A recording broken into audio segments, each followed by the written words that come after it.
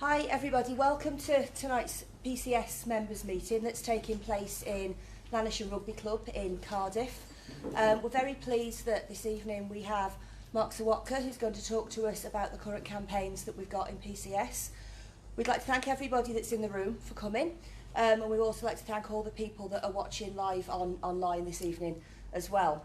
As people should be aware by now, the ballot on pay has begun. The ballot papers have started arriving, and it's one of the most important ballots that we've ever had in PCS.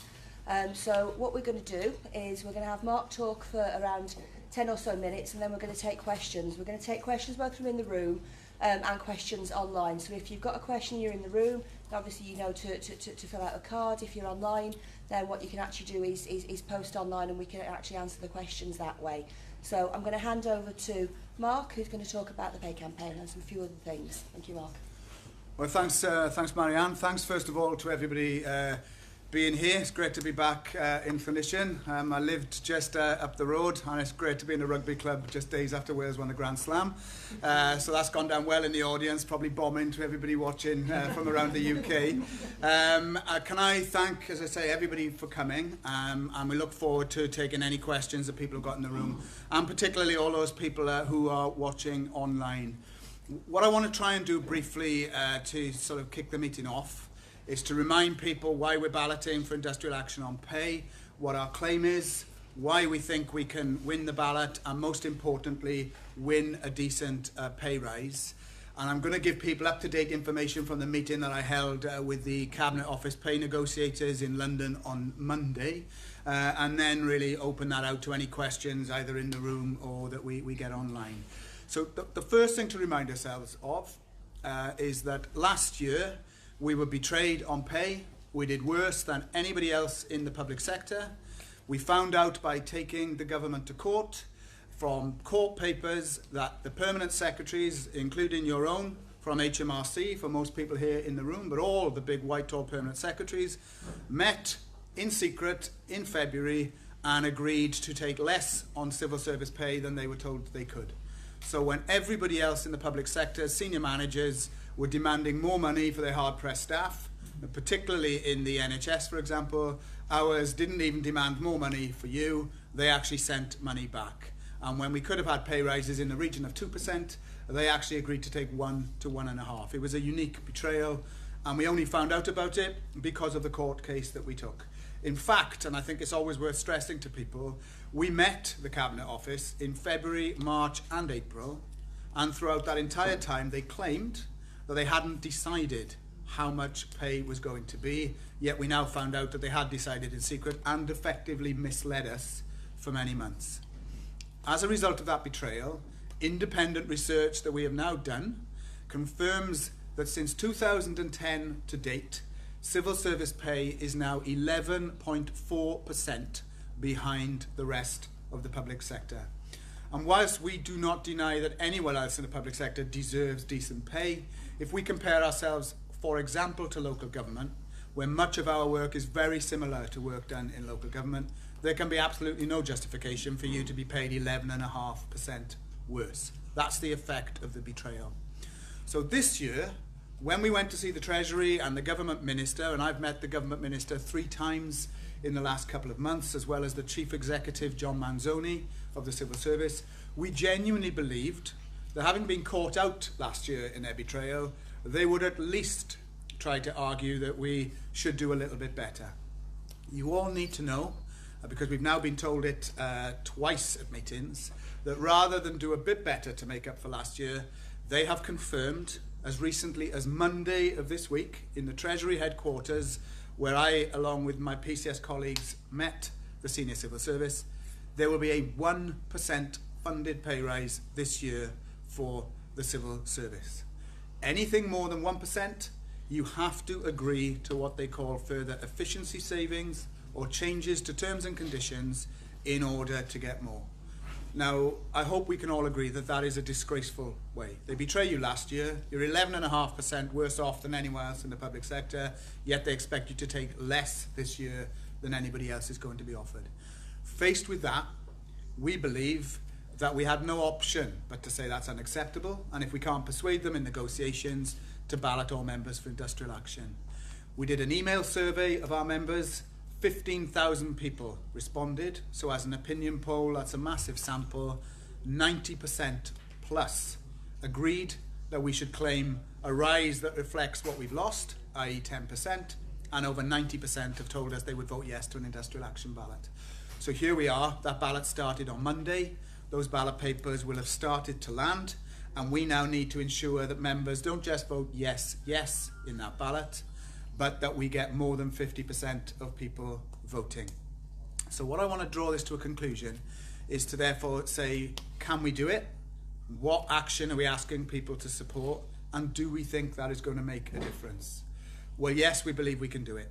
Last year, 42% of people voted, 86% of those voted for action. We believe, again, members will overwhelmingly vote for action. The question is, can we get over 50%?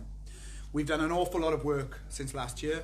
I can tell you now that we've had 1,000 volunteers already to do phone banking starting this Saturday, where we believe we will be able to telephone every PCS member to ask them have they had their ballot paper, and if they haven't, order them a replacement. 1,000 volunteers. We've never got near that before. We have hundreds and hundreds of advocates who have volunteered to help out in workplaces like here in Llynishon and across the whole of the country. We balloted a different group of members this time, focusing mainly on government departments, where we believe that change is going to mean that we're focusing on the areas that generally got close last time, above 40%, and doesn't require many more people to vote.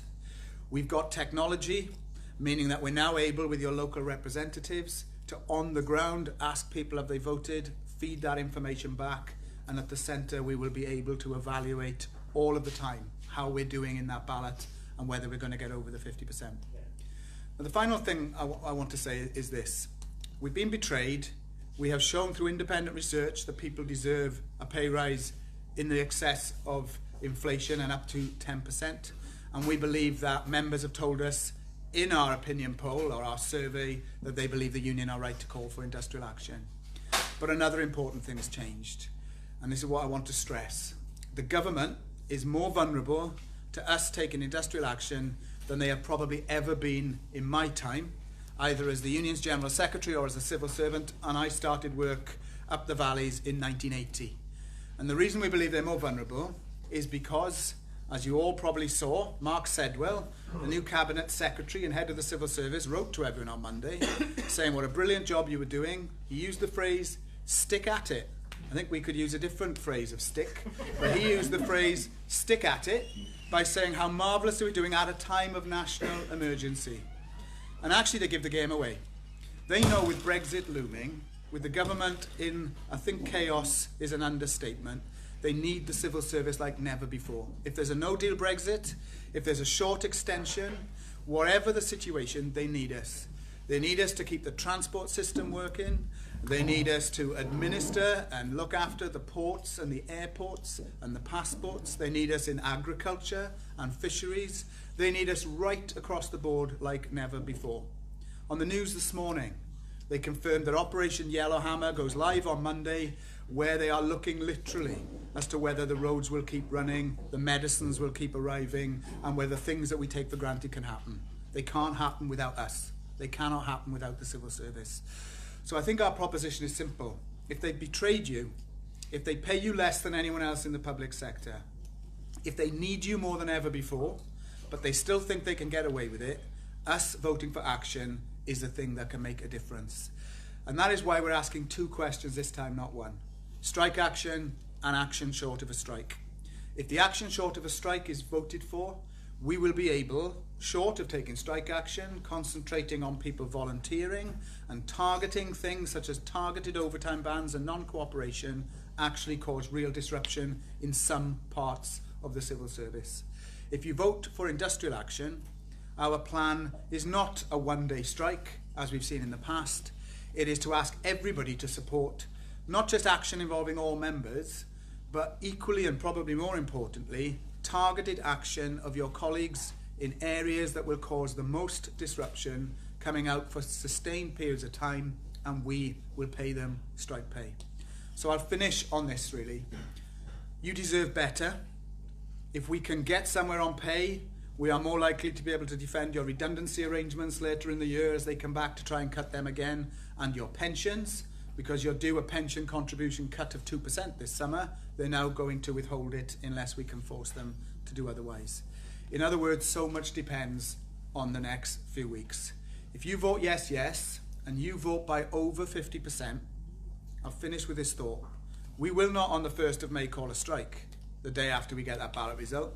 On the 1st of May, we will demand negotiations where they will have to realise that no longer are we just armed with a good case, independent research and a persuasive argument, that actually we're armed with the ability to cause them real problems at a time they need that like a hole in the head.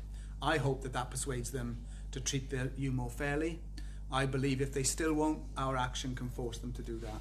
So thanks everybody for turning up. Please vote yes, yes in the ballot, whether you're watching online or you're in the room. Please encourage your colleagues at work to do likewise. Remember, every vote counts. And let's be confident. You deserve more, we can win more, but to get it, we've now got to show that more than half our members will vote yes, yes in the ballot. And I'll leave it there, Marianne. Okay, thanks, Mark.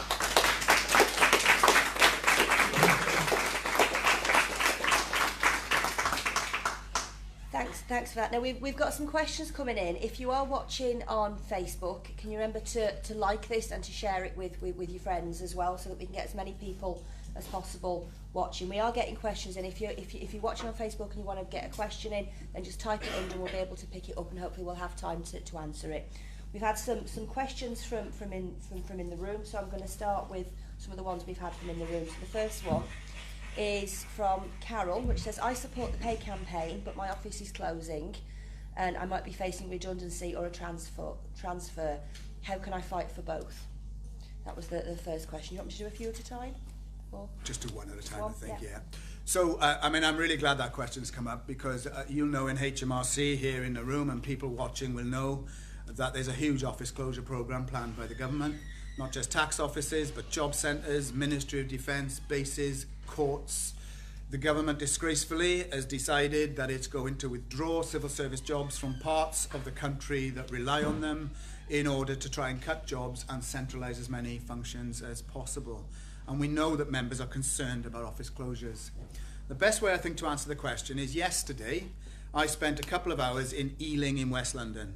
Why was I in Ealing? I was in Ealing because Ealing Tax Office is closing and the members started the first day of a strike. That strike broke the 50% threshold. Members voted by over 80%. And they not just walked out on strike at 12 o'clock.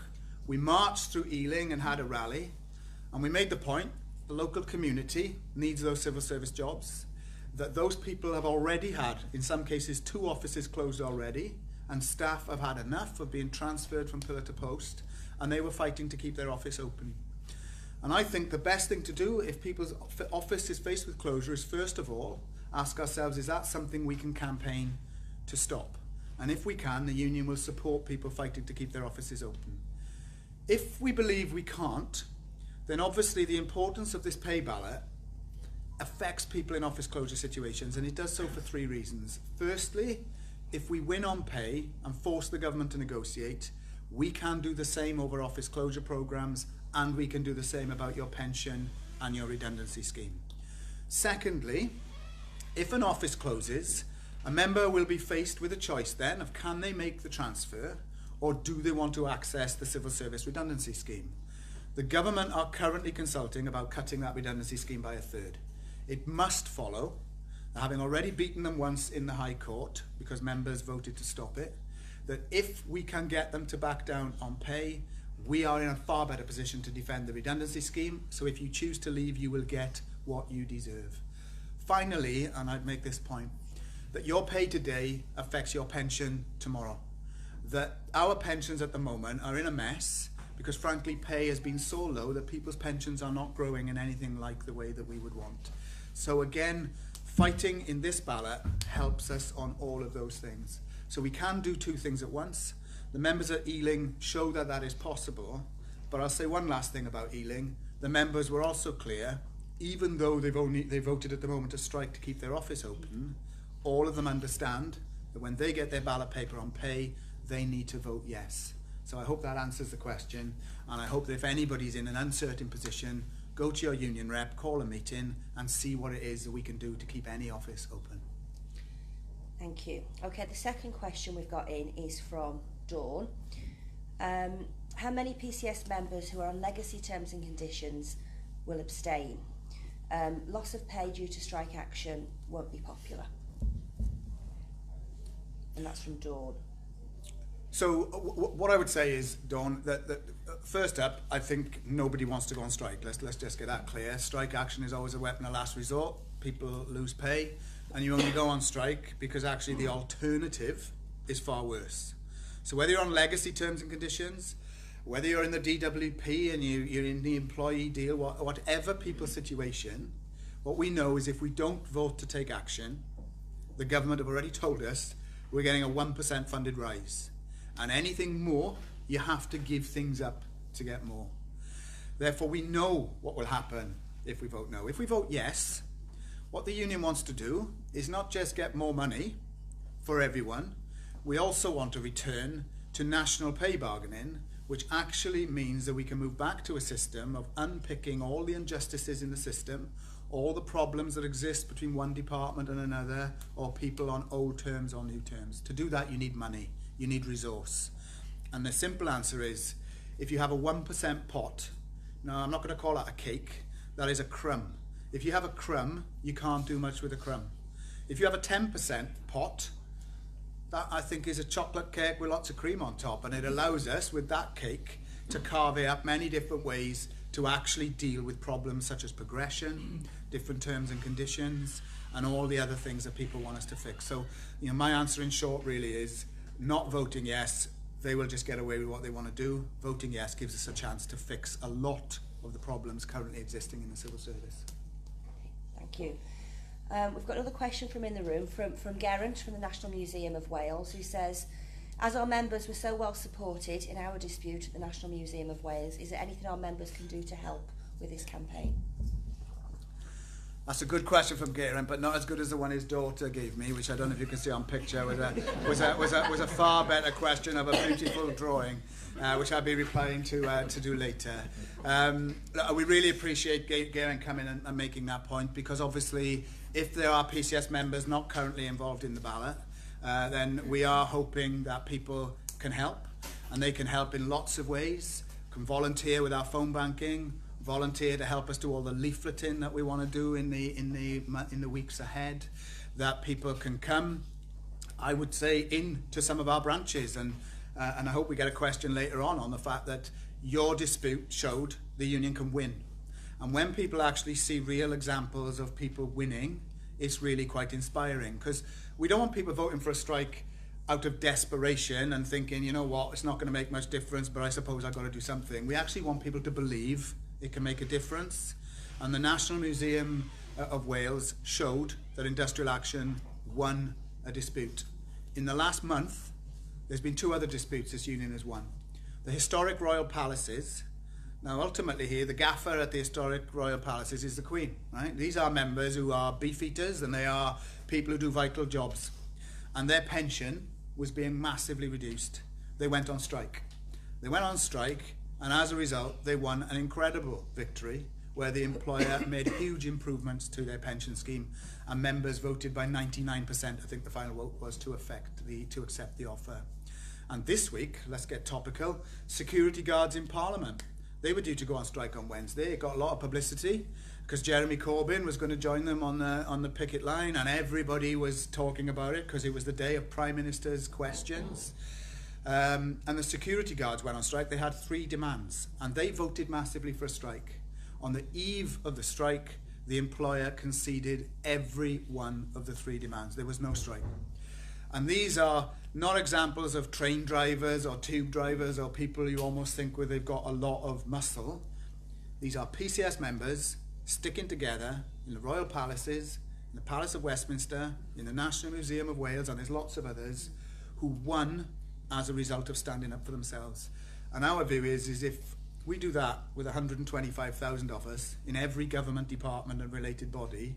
When the country's going through Brexit, we have to have the best opportunity that we've ever had of getting more out of the government, and hopefully people will be inspired by those victories to vote yes to the action to make sure we can all enjoy victory.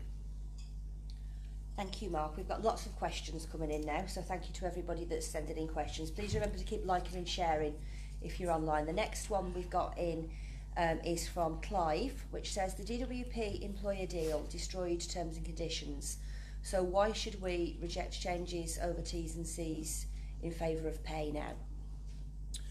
So I'm glad that question's come up from Clive, because we know our members in DWP, where the employee deal has been in place now since 2015, that this is an issue of some controversy.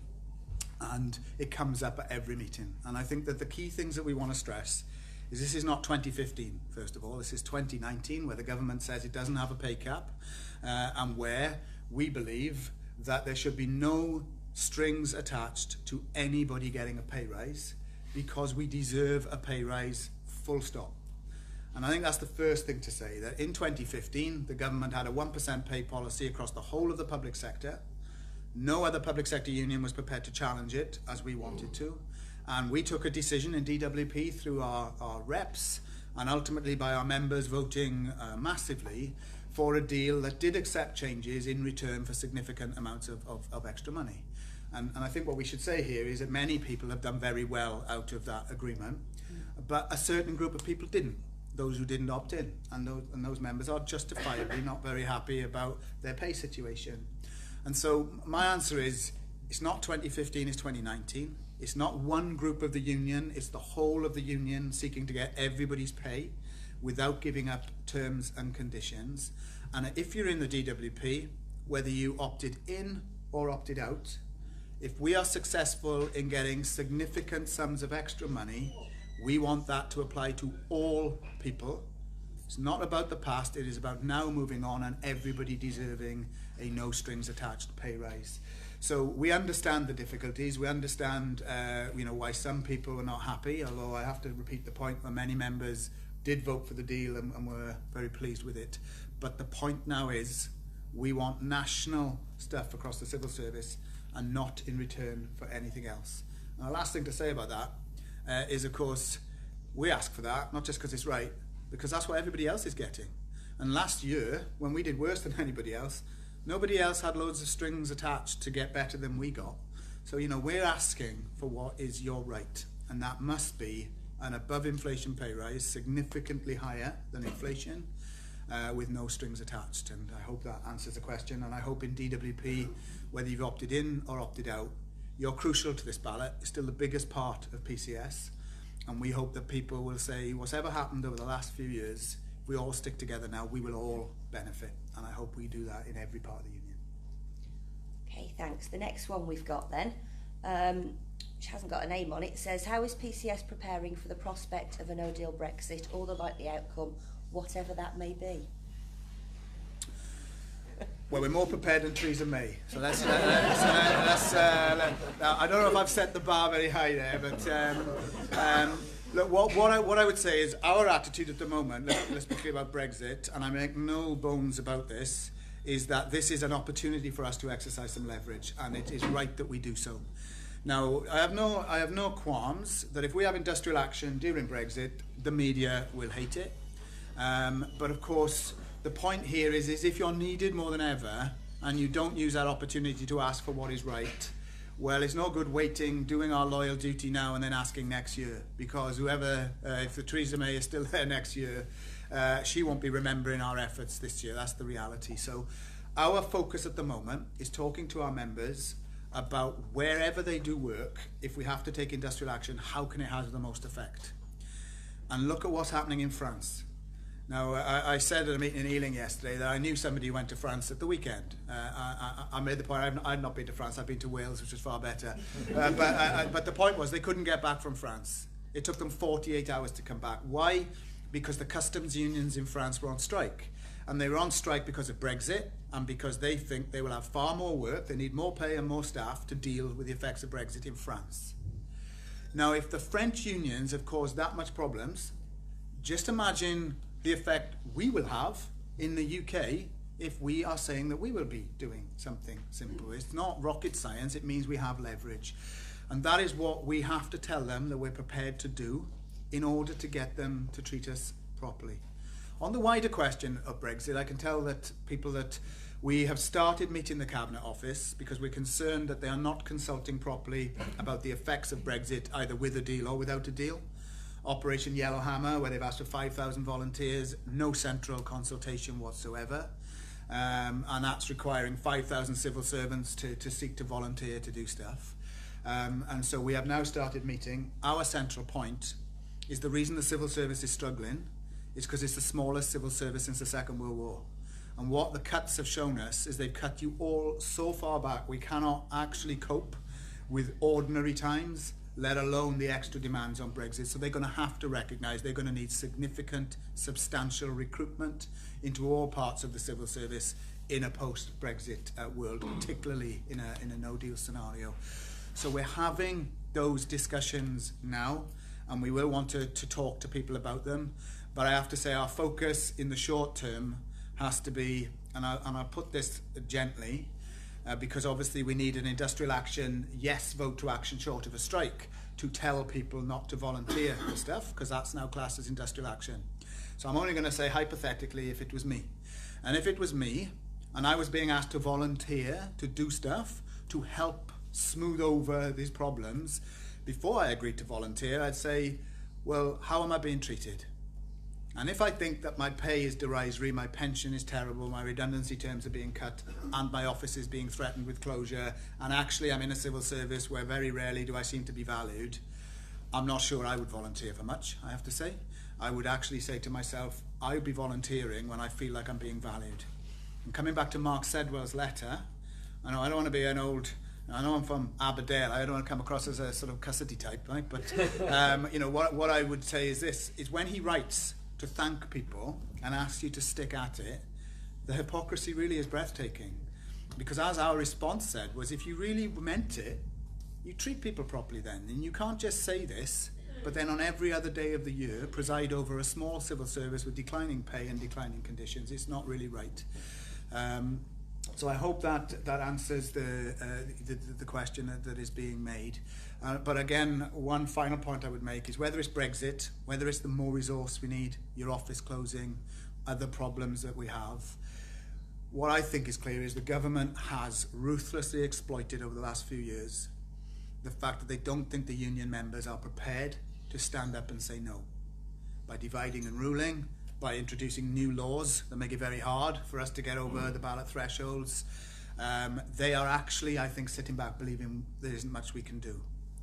The ballot, the yes, yes, is probably the simplest way of shaking them out of that apathy, because it would be telling them there are things we can do. And I think we all know in life that if suddenly you're having a discussion, it's a difficult discussion, and you think the other person is a bit of a stronger position today than they were yesterday, the way you talk to them is different. And that's, I think, the essence of what we want to say to the government on pay, and why just voting yes, yes in massive numbers changes the balance massively. Okay, thank you. Okay, we've got a question from Mark. Why are members being forced to pay more money into the fighting fund? Why not bring legal action over Chekhov after our win in the DWP? Okay, so we are taking further legal action. I can tell you that we are now just about at the position where we will be launching a second claim against another government department. And that legal action we hope will again be successful. And over the longer term, our threat to the government is that we think in at least 15 government departments they've acted unlawfully, and that potentially they could be forced to compensate the union. The trouble is these things aren't quick. The DWP legal action took a number of years. So that is something that we are doing. Why we're asking people to pay 50p more in subs is simply this reason. The unions put £1 million into the strike fund out of the compensation that we got. That is immediately available to pay people to go on strike if we win the ballot in targeted areas. The 50p a month raises for the union £100,000 a month, all of which can only be used to pay people to come out on strike. And the reason that we're doing this is that if you ever look at Unite or Unison and you look at when they go on telly, you'll see their general secretaries talk about the size of their fighting fund, and their fighting funds are £35 million. And what that does is, in any dispute they go into, what the employer knows straight away is that the union has some financial wherewithal to back its members, and it makes a difference. Because of the crisis we went through when Chekhov was ended, the union lost £7 million overnight because the government tried to bankrupt the union. We aren't in a position where we have that. It's why as soon as we've had compensation, we put £1 million in the fighting fund. If we now, on a basis of 50p a month, gradually build that up, we too not only can pay people in this dispute, but in the longer term, it means that we will always have confidence that in any dispute we ever have, so if you're in Cardiff, for example, and you need a local dispute, you know the union can pay you strike pay, and it gives you confidence that you can win. So I hope that explains what it is that we're doing and why. And I know that a lot of members have said to me personally that they would far rather pay 50p a month to know that that can contribute to really effective action of their colleagues, and it's far less than if they thought they were taking a one-off one-day strike that costs an awful lot more and they don't think will be quite as effective. So I hope we're saying the union's trying to be a bit smarter. We're listening to what you've told us over many years, which is we understand all members taking action together is still important because it demonstrates our power, but actually in the long term, sustained targeted action could be the thing that really gives them that extra headache. And I'll only just make this point, that all of us taking action, as I said, is powerful. But we know, wherever you work, that some members have an immediate effect and other members do work where it can take longer for that effect to be seen. And I use the phrase often, it's the train driver test. You know, when a train driver goes on strike, when she or he walks out of the cab, the train stops because there's no one to drive it. In our membership, when some people walk out, there is an immediate impact, others takes longer.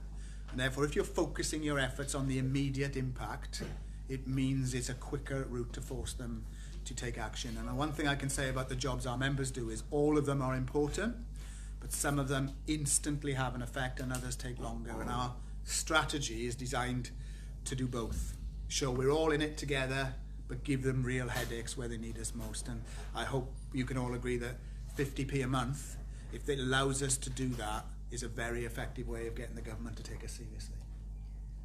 Okay, we've got a question in from Graham that says, can you give us details about the civil service compensation scheme proposals? Yeah, I'm happy to do that. So for anyone watching or in the room who doesn't know about what the civil service compensation scheme is, in a nutshell, it's what governs how much people get when they leave the civil service, either in a redundancy situation or in terms of exit packages. And over various years, the government has cut that back ruthlessly. And what they did to us in 2016 is cut it by 30%, just at a time when more people were leaving the civil service than ever before. It was a disgraceful way to treat people. And so what we did is took them to court. And I make this point, we only took them to court because we balloted you first, because other unions in the civil service accepted the changes. We balloted members and said we didn't think we should. 94% of you said no. Now, if you're sitting where I sit, or Fran Heathcote, the union's president, sits, or your NEC sits, that Marianne will know, and you've got a 94% vote, what you know is you've got to do something about that, because that is you telling us we feel really strongly. As a result, we took a high court action. It's quite risky. It could have cost the union £250,000. We took it because you told us you felt strongly, and we won. And when we won, they had to reinstate the terms from 2010. One of the biggest victories that we've had. Members have benefited, some of them to tens of thousands of pounds. It's slowed down the job loss proposals in many departments. So now they've come back for more. And for the last year, they've been telling us they want to make worse cuts than they made in 2016. They don't want to just put 2016 back in. They want to go even worse. We've told them no, but in the negotiations, we've reached a point where they said, if you don't make counter proposals, we are likely to impose the changes. So what the union has done is we've made proposals that essentially mean that over 95% of the members we represent will be better off and get more money from the compensation scheme, even though it will cost the government slightly less overall, because our proposals have redistributed the scheme to say that actually the compensation scheme The name is on the tin. It should compensate people to help them when they have lost their job and they need to transition to whatever else they're doing, whether that's retirement, whether that's to try and find other work. So it must follow that if you're leaving against your will, not because it's a compulsory redundancy, because of course now you get less money if it's compulsory. Most people volunteer, but they're not actually volunteering, are they? They know that if they don't go, they get less. And that often is because your office is closing. So what we've said is if anybody who really does not want to go and their office is closing, they must get the most money because they are the ones who need it most. And also, you must ensure that it isn't the very top of the civil service who often have the skills and the income that means they are very well cushioned against this job that should be the government's priority. It should be the bulk of people who lose their jobs. Now they are, surprise, surprise, PCS members. And they are AOs, and they are EOs, and they are HEOs, and sometimes SEOs, and they're sometimes AAs where they still exist. And the people who find it hardest to cushion the blow. So our proposals actually mean that the bulk of the money goes to the people who lose their jobs most frequently, and particularly in office closure proposals. It's a very radical redistribution of the scheme. Now, I'll be honest, the very tops of the civil service won't like it. But our priority here has to be to say that what we have to look after is the members that we represent, who are the ones losing their jobs at the end of the day. And that's why the proposals are radical. Now, the Minister told Parliament on Tuesday, where we arranged a debate in Parliament, that he was considering very carefully the proposals and will be responding soon. One thing I do know is that if he's responding and it's after the 29th of April and we've won this ballot, his response may be a bit more thoughtful than the one he may be minded to make today. And that's what I think comes back to the link. But rest assured that our priority is always our members, and what we're doing here looks after all of our members to the extent that over 90% would be better off under the proposals we've made. Thank you. Okay, I've got a question from Gillian from DEFRA that's coming online that says, what tactics are PCS looking at to make our strike action effective? So what we're doing at the moment is that over the course of the last 2 months, we have been talking to your reps, the people who are lay representatives throughout all of the areas that we're balloting. And what we've asked is, where is the action going to be most effective? But not just in theory, where do we have the members and are well organised enough to be able to call action that we can support that will cause most disruption on the government? All I will say at this point, because I'm sure people would understand that we usually have high viewing figures in the Cabinet Office and the Treasury for all these Facebook Lives, because they obviously watch to see what we're saying, is I'm not going to disclose exactly where. But what I will disclose is we've asked every government department and every area in the ballot to come up with areas that will be effective. And so, you know, what we're not doing, and I want to make this point particularly as a clinician, is it used to be in the civil service that the old saying went, who can take the most effective action, and wherever you worked, the answer you gave was the tax office, because everybody believed it was only in HMRC that this action could take place. So the question we've asked this time is not, can you volunteer someone else? It's what we've said is, can you tell us where you work? And I can tell you that everybody has responded. And it doesn't take a genius to work out that if you think of the areas we cover, in agriculture, in DEFRA, where this question is from, our members have a real strong industrial muscle. In a post-Brexit world, people who are dealing in agriculture and fisheries and food are incredibly important. So are the people at the airports and the ports, and the people in the transport system. So incidentally are the members who are administering the crisis that is universal credit. So are people in HMRC doing critical work. So, you know, what we have done is we've amassed the detail, and what we want to be able to do if we win the ballot is ensure that we ask all members to show they support us, and we very quickly then focus on areas that will have an immediate impact. And in that, one of the things that must be occurring to everybody is, as I said earlier, is what's happening in France. Because what's happening in France tells us quite a lot about how effective action targeted by public servants can cause an immediate effect. Okay, we've got a little bit of time left. We've probably got time for about 2 more questions, which means we're not going to get to everybody's, but we'll do our best to answer what we can. So I'm going to take 2 more. Got one here which I think is probably HMRC specific, looking at it, which says if the Chancellor Philip Hammond is boasting about extra tax revenues, what are the chances of the head of HMRC finding some extra money for HMRC staff? So, for anyone from HMRC, John Thompson, I've been in correspondence with John Thompson about the building our future stuff, and also about pay. And the reason for that is I've written to everyone's permanent secretary telling them why we want 10%. And John Thompson has written back and said he thinks we should have a meeting. And the point that we will want to make to John Thompson, and I think this is an important thing, is that first up, we are not interested and should not be interested in getting into a series of departmental talks, because that division is exactly what they want.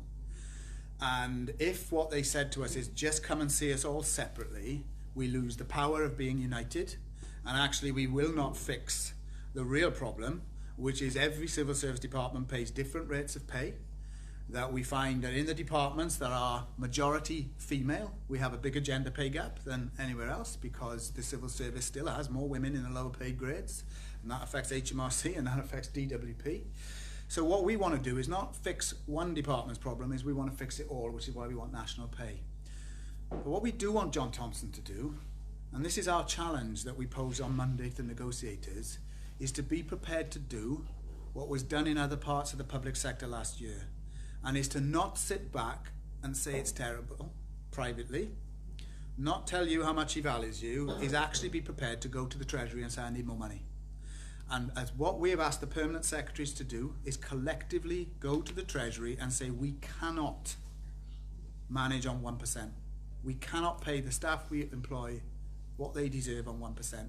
Because if they did that, it would be a very powerful thing. First of all, it would really show you that they valued you.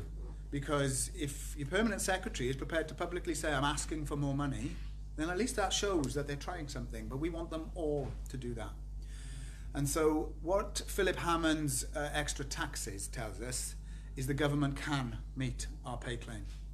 And I can tell you that the government quite clearly could afford to pay civil service staff more. Everybody knows it, but they won't do it unless they feel that they need to.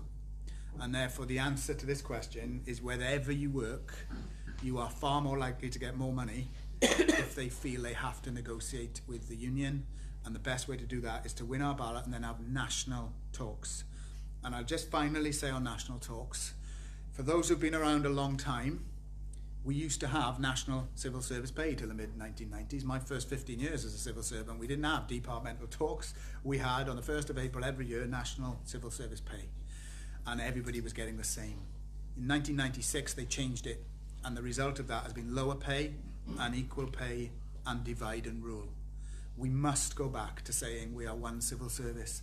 And the best way to illustrate that is they tell you you're all working for different departments, but when Operation Yellowhammer was launched, they didn't call you different departments, they said you were one civil service. And they had one civil service, they treated as one entity to help the national emergency. Well, if you're one civil service for Operation Yellowhammer, you should be one civil service for your pay and conditions, and the best way to do that is, again, through giving us the mandate to get them to cross the negotiating table. Okay, we've got time for one last question. We've got about 3 or 4 minutes left, I think. So we've got a question that came in from Jean from the MOJ, which I think is probably a good one to end on, which is, after all these years of the pay cap, it's hard to believe that we can win the pay rise that we deserve this year. Can we really win? So I'm gonna say the answer to that is yes, we can. Right? But I'm firstly going to illustrate it, and I apologise for those who've heard this before in meetings, with that old saying, and it's something my father told me when I was living up the road in Aberdare, right? And it's that old thing, isn't it? It says that if you fight in life, no one can guarantee you will win, but if you never fight at all, the one thing is certain, you can't win, and that is true. I cannot promise anyone, if we vote yes and win the ballot, that we will win, and if I did, I would be a fool. But what I can promise you is if we don't do it, we know what we're going to get. Giving us the mandate means we absolutely can win. We've talked already in this meeting about how much they need you in Brexit, how the National Museum of Wales, the security guards, the royal palaces. In ACAS, we've had members who've taken industrial action. There's loads of them. They win. And they win when the other side has to take us more seriously. A single civil service ballot of over 50% will shock them because they think they've designed the law in a way that will never get over the hurdle. First of all, it'll shock them. Secondly, it'll shock them when they realise it's not just going to be the good old one-day strike and then we don't do anything for 4 months. It's actually going to be a strategy. They'll see us raising money, putting £1 million in the strike fund, targeting our effects, our action to where it's going to hurt them most. All of that means we are in a very, very strong position. And I'm going to finish with this. They know it. That's why they're kicking people off site. That's why people are being physically removed for giving out leaflets. That's why nobody can talk about anything at work. It's a bit like 1984.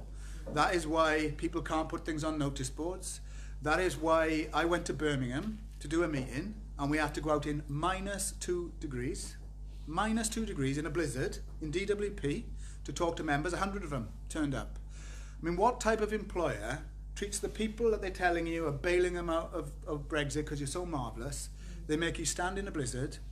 They seek to put your reps off from trying to do what our reps are there to do, to stop the union communicating with you. They have this clearance system of what we can and can't tell you through works emails, which is why we want everyone to give us your personal email so you can get the unadulterated, straight to your own email. It's not so that we can send you, press reports of the rugby. It is because we want to be able to talk to you in ways that the employer can't interfere with. And you know what I'm going to sum that up in something, and I hope the Cabinet Office are watching. It is bullying.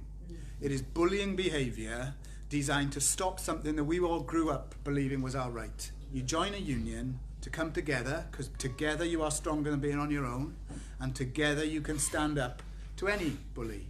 So they try to make that as hard as they can. Getting over this threshold sends the biggest, most powerful message you can imagine, because it shows everything they've tried has failed. Everything you've done, and we've all done together, will have got over that threshold, and then we are really in the game.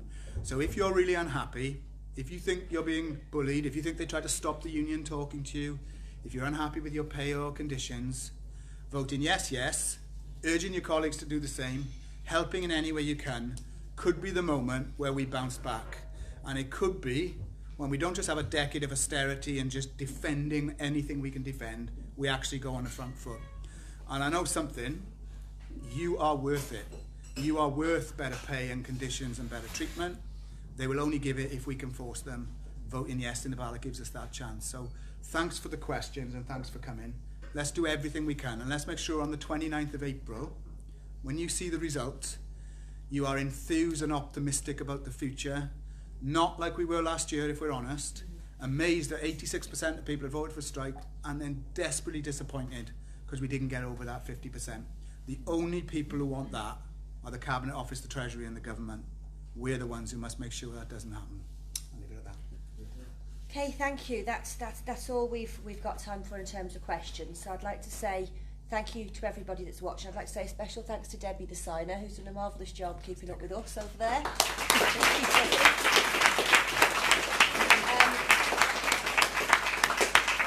Thank you to everybody that's come to the room, and thank you to Mark for coming all the way to Cardiff to the rugby club to talk to us. And the message from me and from the NEC is make sure you get out there. Let's get the leaflets out. Let's get people putting those ballot papers back in the post boxes. We can do this. We've heard we can do this. We can fight, and when we fight, we can win. So thank you for watching.